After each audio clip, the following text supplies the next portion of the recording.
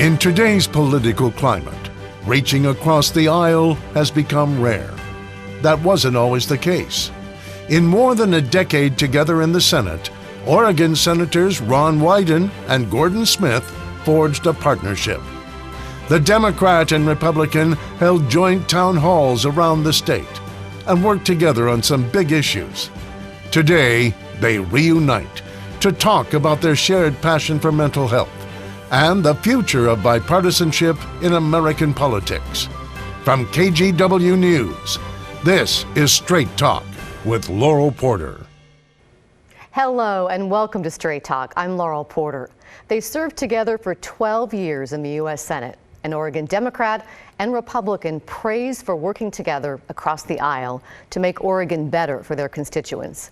This week, Senator Ron Wyden and former Senator Gordon Smith are back together again in Oregon for a special event. Smith is presenting Wyden with the annual Gordon and Sharon Smith New Freedom Award for Senator Wyden's advocacy on mental health issues. And we're pleased to have both senators joining us here on Straight Talk to discuss their efforts to raise mental health awareness. We'll also get their thoughts on the state of the U.S. Congress today and what happened to bipartisanship. Plus, we'll look ahead to the 2020 election. Welcome to my guests, Oregon Democratic Senator Ron Wyden and former Oregon Republican Senator and current CEO of the National Association of Broadcasters, Gordon Smith. Welcome to Straight Talk. What a treat to have you both here. It's a treat to be back. Yeah, good to have you, and thank you for doing this, Laura. Well, first time to have you both on this show, and also I understand it's probably been the first time in 12 years you've been together on a news program. I think that's probably right. Yeah, we finished the debates a while back. Yeah. Well, what a privilege to have you here, and you're both in town for a very special occasion, the annual Gordon and Sharon Smith New Freedom Award Dinner, first created by the National Alliance on Mental Illness, or NAMI, here in Oregon. This award was first presented to you, Senator Smith, and your wife Sharon, 11 years ago, for all of your work raising awareness on mental health following the suicide of your beloved son, Garrett. And every year since then, you have presented the award to another deserving individual. And this year, you are giving the award to your friend and former colleague, Senator Ron Wyden. What does this award signify to you, and what does it mean to give it to Ron Wyden? Well, first of all, I'd say it's about time we did, but we've had to work on our schedules to make sure that the Senate is out when we give this award out. And I think it goes back for me, not just for all that Ron has done on mental health throughout his career and since I left the Senate, but when I lost my son, I can count on one hand the numbers of senators who were truly brothers to me, giving me a shoulder to lean on and helping to heal. Ron was one of those. In fact, when I testified before the Health and Education Committee, he was right behind me, and throughout the passage of the Garrett Lee Smith Memorial Act, he was my partner. And that bill opened a lot happening on mental health, and we're making progress, but sadly there's still too much suicide in this country. What does it mean to you, Senator Wyden, to get this award? Well, it's such a personal honor because we had so many bonds together. You know, the New York Times at one point called us the odd couple because they were just amazed that people would actually work together. But our bonds were really like cement. Both of us had faced mental illness in our family. Gordon with Garrett and me with my brother, Jeff. And we have a photo of you and your little brother and your parents from when you were young. Tell us a little bit about that struggle and how it affected your family. Laurel, I can tell you, and Gordon has heard this, for years and years, there were nights when we would feel that my brother would be on the street, and the question was he going to hurt himself or somebody else? And that's still the case with so many Oregon families. So Gordon and I share a lot of bonds. Today people are talking about civil war in government and the like. Well, Gordon and I had one or two civil disagreements, but there was never a civil war. So this award means a lot to you on many levels then. Yeah, it does. And Gordon and Sharon have really been the gold standard in terms of stepping up, and particularly in the philanthropic community. It can be hard to keep people's attention. Now, you all in the media deserve a lot of credit in Oregon for highlighting the cause of mental illness. And I just think the combination of people like the Smiths, rare that they are, and the media, with all of you speaking out, gives us a chance for more forward progress. And I've been talking with Republicans and Democrats in the Senate about the next steps to improve mental health, and we may have to get Gordon back as a lead witness. Because you say, Senator Smith, so much needs to be done. The youth suicide rate is still going up, especially in Oregon. What else would you like to see done? What else can Congress do? Well, you know, I once had a very warm conversation with President Obama, and I said to him, because he had invited me to participate in the White House Council on Mental Health, and had asked me to be the private sector chair of the Action Alliance for Suicide Prevention, which I did for 6 years. I told him, I said, you know, whatever the deficiencies in Obamacare, Affordable Care Act, I said, it is to your everlasting credit that you made mental health the equal of physical health, because they are truly interrelated. If you don't have mental health, you don't have health. And I told him then, I'll lay down the tracks with you to defend that as a principle, and whatever reforms come of it. And because people like Ron are there in the Senate, in a very powerful position on the Finance Committee, I think he's in a place to make sure that whatever reforms come out in healthcare in future years, that will still be the case. We need access, we need affordability, and we need to keep the conversation going so that people know that there's reason for hope and healing. Are you confident in that, Senator Wyden, that you can make that happen?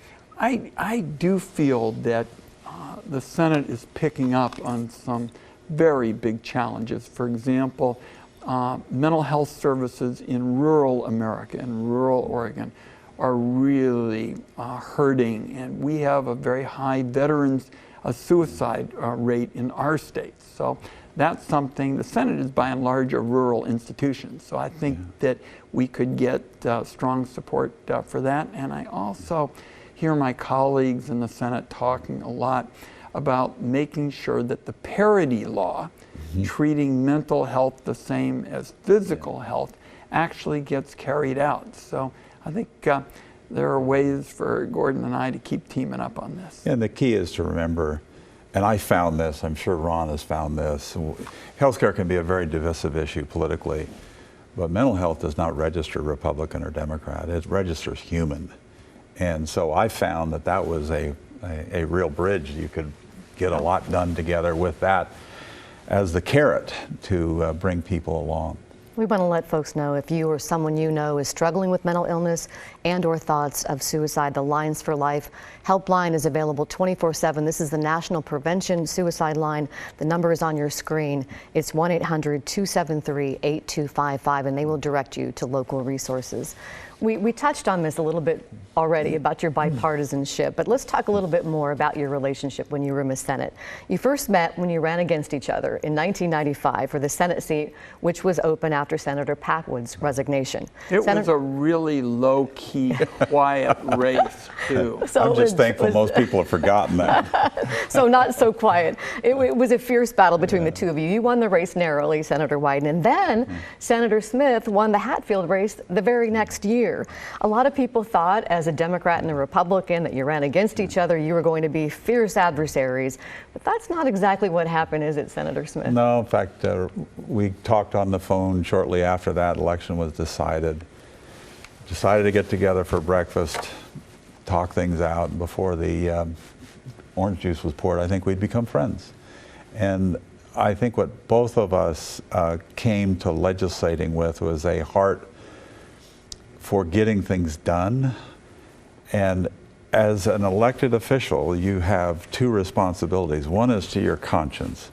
on some issues that you can't compromise on, and you tell people about that. But there's a lot that you do because you're trying to represent people. And those are the two responsibilities, to yourself and to the people that you represent.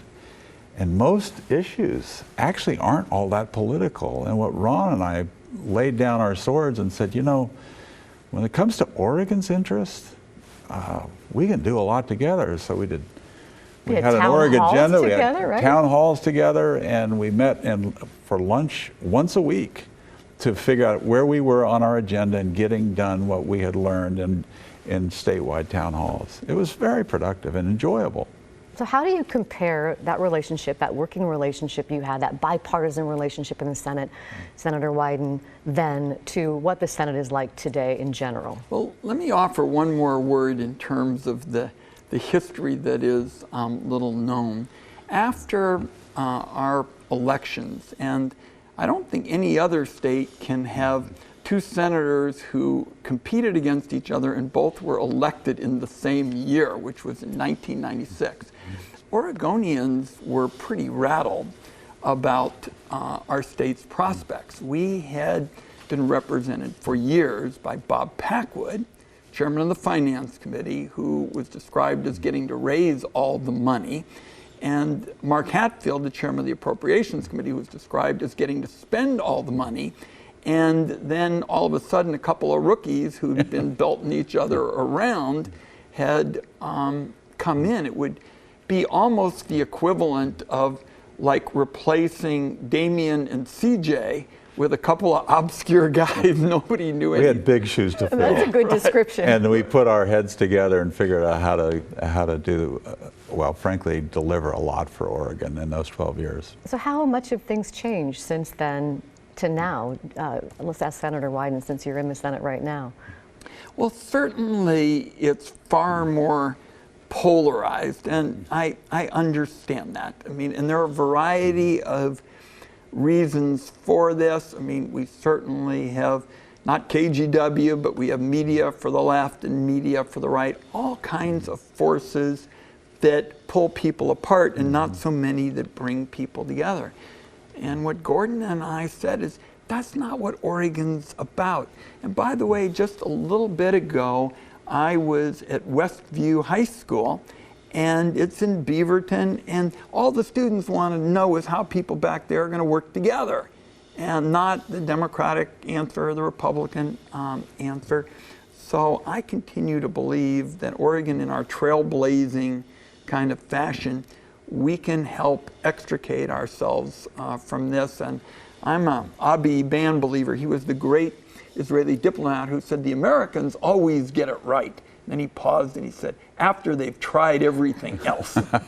Maybe we're in the everything else department, but yeah. Gordon and I had some ways to show people how to get beyond the fighting. Yeah. Senator Smith, you shared with me when you were on Straight Talk in April the role of social media. Mm-hmm. And you said when social media came on the scene around the early 2000s, you noticed something changed, things happened, that the level of civility in public life seemed to begin to collapse. Would you elaborate on that? Well, when we were boys, we had a morning paper, an evening paper, and you had ABC, NBC, and CBS, and you had an AM and an FM radio, and that's how you communicated with the world. And we all love our technology, and we can't turn the clock back, and the best way to deal with bad information is with more information. We believe in the First Amendment. But I did notice about the time we started getting Blackberries and you had to stay on online all the time, social media became such a wrecking ball to relationships. Winners and losers weren't identified on a Sunday talk show. They were instantaneously and often in very vulgar, profane, and destructive terms. And that tears at the fabric of your ability to go work with each other. And so it's a much meaner environment now in the country, and that Congress is a reflection of we the people. Do you agree with that? And what do you think we can do about it? Gordon has made a number of points, not just today, but in the past on this. I wrote a law a number of years ago which essentially protected platforms. And basically what it said is we'll make sure you're not going to get sued when you're just trying to get your new idea off the ground, but you have an obligation to moderate what is actually put out on your platform. And a lot of these companies have used the first part, but haven't used the second part. And I think the companies have failed to use that provision that protects them when they remove slime from their platform. They can remove slime and hate from their platform, and they're legally protected. The First Amendment, by the way, really pretty much says speech is speech. Our law says that these companies ought to be stepping up and getting this, I call it slime, off the platform, and they better do a better job of it, or they're going to find that some real tough pitches are thrown at them. And I'll tell you, Laurel, I'm so proud to represent broadcasters, radio and television, affiliates and networks. And survey after survey shows that when it comes to where you get your trusted news, we are head and shoulders above any other platform. And so it's to commend you and your colleagues. People want the straight scoop. They tune into you and some of the other channels here. Chuck Schumer made that point to an NAB audience not too long ago, and he said, this is the only place I can go anymore where I know people just want the facts and they won't try to spin me and they won't try to spin their viewers. And so I'm very proud of our broadcasters in America. We're the essential news source. Part of the reason why I love my job and why we have you on the show. I want to ask you something. As CEO of the National Association of Broadcasters, you have called out the big tech companies like Apple, Google, Facebook for blocking competitors and stifling innovation. What's your biggest complaint? Well, I mean, they have every right to sell ads and everything, and we have to compete better, and I think we do a great job of competing.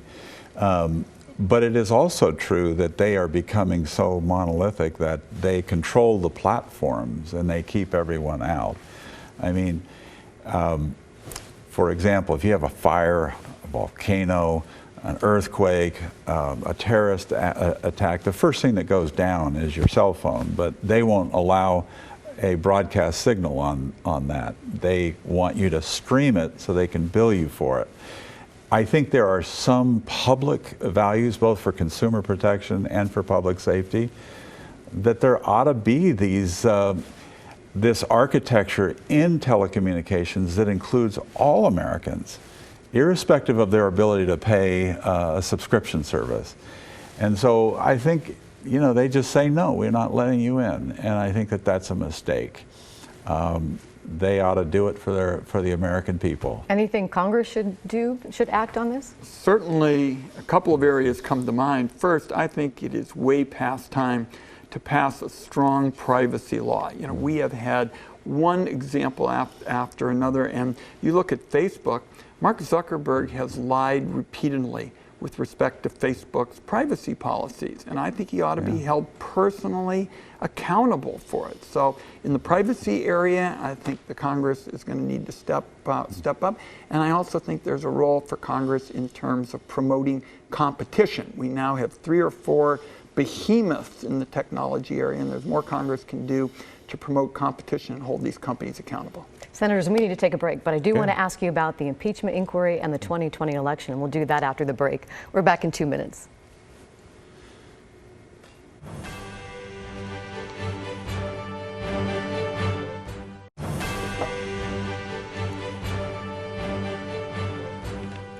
Welcome back to Straight Talk. I'm Laural Porter, and I'm pleased to have both Oregon Senator Ron Wyden and former Senator Gordon Smith joining us for a rare joint TV appearance. It's been just a delight to have you on the show.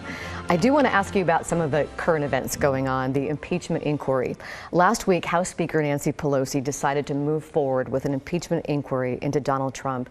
Her decision came after a whistleblower complaint and a memo about a phone call that President Trump made to the president of Ukraine, asking him to investigate Joe Biden and his son.